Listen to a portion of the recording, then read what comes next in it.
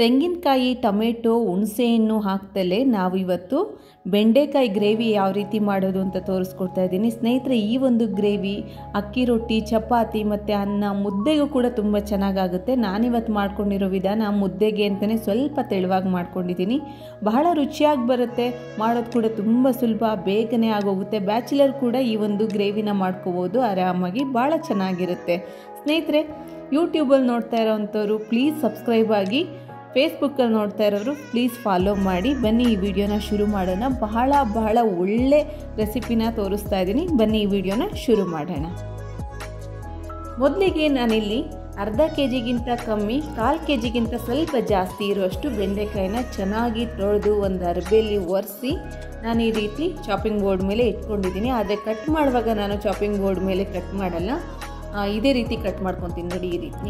ಯಾಕೆಂದರೆ chopping board ಮೇಲೆ ಒಂದ್ರ ಮೇಲೆ ಒಂದು ಕಟ್ ಮಾಡೋದ್ರಿಂದ ಅದು ಲೋಳೆ ಎಲ್ಲ ಅದು ಜಾಸ್ತಿ ಆಗೋಗುತ್ತೆ, ಹುರ್ಕೊಳ್ಳುವಾಗ ಬಹಳ ಕಷ್ಟ, ಬಹಳ ಟೈಮ್ ಹಿಡಿಯುತ್ತೆ.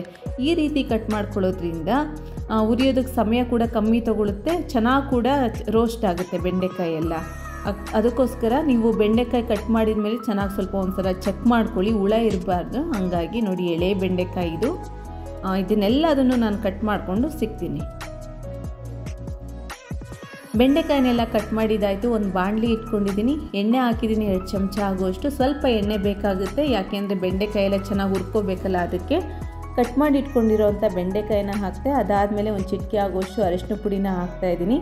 ಈ ರೀತಿ ಅರಿಶಿನ ಪುಡಿ ಹಾಕಿ ಬೆಂಡೆಕಾಯಿ ಹುರ್ಕೊಳ್ಳೋದ್ರಿಂದ ಲೋಳೆ ಇರಲ್ಲ, ಬೇಗನೆ ಹುರಿಯೋಕ್ಕಾಗುತ್ತೆ. ಅದಕ್ಕೋಸ್ಕರ ಸ್ವಲ್ಪ ಅರಿಶಿನ ಪುಡಿನ ಹಾಕಿ ಹುರ್ಕೊತೀನಿ. ಐ ಫ್ಲೇಮಲ್ಲೇ ಹುರ್ಕೋಬೇಕಾಗುತ್ತೆ, ಯಾಕೆಂದರೆ ಸಿಮ್ಮಲ್ಲಿ ಇಟ್ಟರೆ ಅದು ಸ್ವಲ್ಪ ತುಂಬ ಮೆತ್ತಗಾಗಿ ಹೋಗುತ್ತೆ.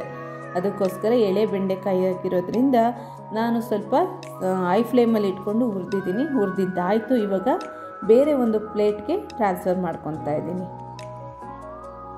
ಸ್ನೇಹಿತರೆ. ನಾನು ಈ ಬೇರೆ ಒಂದು ಪ್ಲೇಟ್ಗೆ ಟ್ರಾನ್ಸ್ಫರ್ ಮಾಡಿಕೊಂಡು ಈ ಕಡಾಯಿ ಏನಿತ್ತು ಇದನ್ನು ನಾನು ಸ್ವಲ್ಪ ತೊಳ್ಕೊಂಡು ಇದನ್ನೇ ನಾನು ಗ್ರೇವಿ ಮಾಡಲಿಕ್ಕೆ ಕೂಡ ಉಪಯೋಗಿಸ್ಕೊತೀನಿ. ಈ ಕಪ್ಗೆಲ್ಲ ಏನಿದೆ ಇದೆಲ್ಲ ನೀಟಾಗಿ ತೊಳ್ಕೊತೀನಿ.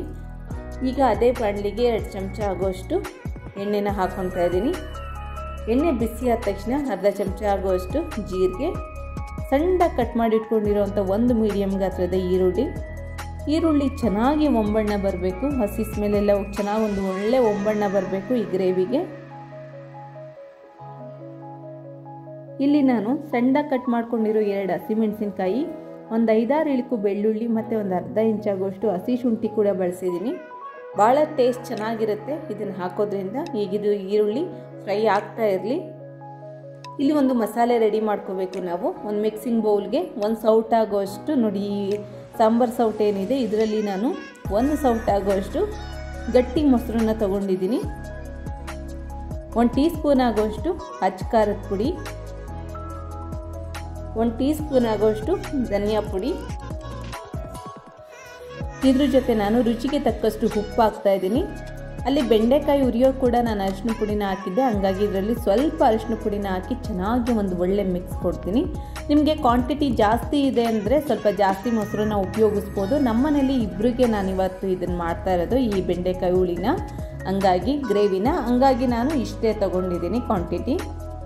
ಈಗ ನೋಡಿ ಚೆನ್ನಾಗಿ ಫ್ರೈ ಆಗಿದೆ ಈರುಳ್ಳಿ ಎಲ್ಲ. ಇವಾಗ ನಾವು ಮಿಕ್ಸ್ ಮಾಡಿ ಇಟ್ಕೊಂಡಿರೋಂಥ ಈ ಮೊಸರು ಏನಿದೆ ಇದನ್ನು ಸೇರಿಸ್ಕೊಂಡು ಚೆನ್ನಾಗಿ ಎಣ್ಣೆ ಬಿಡೋವರೆಗೂ ಹುರ್ಕೋಬೇಕಾಗುತ್ತೆ. ಇದೇ ಕಂಡ್ರೆ ನಮಗೆ ಟೇಸ್ಟ್ ಕೊಡೋದು ಈ ಒಂದು ಗ್ರೇವಿಗೆ.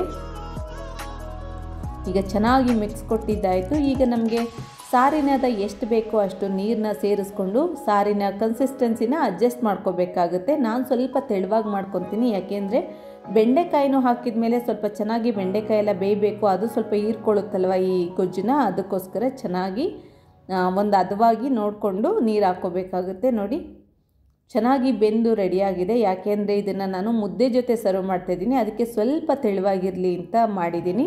ನೀವು ಅನ್ನದ ಜೊತೆ ಚಪಾತಿ ಜೊತೆ ಸರ್ವ್ ಮಾಡ್ತೀರಾ ಅಂದರೆ ಸ್ವಲ್ಪ ಇನ್ನೊಂದು ಸೌಟ್ ಮೊಸರು ಜಾಸ್ತಿ ಹಾಕ್ಕೊಂಡು ನೀವು ಗಟ್ಟಿಯಾಗಿ ಮಾಡ್ಕೊಳ್ಳಿ. ಮೊಸರು ಹಾಕೋದ್ರಿಂದ ಚೆನ್ನಾಗಿ ಗಟ್ಟಿಯಾಗಿ ಬರುತ್ತೆ, ಅದು ಗ್ರೇವಿ ಕನ್ಸಿಸ್ಟೆನ್ಸಿ ಕೂಡ ಭಾಳ ಚೆನ್ನಾಗಿರುತ್ತೆ. ಸ್ನೇಹಿತರೆ, ಯಾರೆಲ್ಲ ಯೂಟ್ಯೂಬಲ್ಲಿ ನೋಡ್ತಾ ಇದ್ದೀರಾ ಪ್ಲೀಸ್ ಸಬ್ಸ್ಕ್ರೈಬ್ ಆಗಿ ಸಪೋರ್ಟ್ ಮಾಡಿ. ಮತ್ತೆ ಸಿಗ್ತೀನಿ. ಈ ರೆಸಿಪಿನ ಟ್ರೈ ಮಾಡಿ. ಎಲ್ರಿಗೂ ಕೂಡ ನಮಸ್ಕಾರ.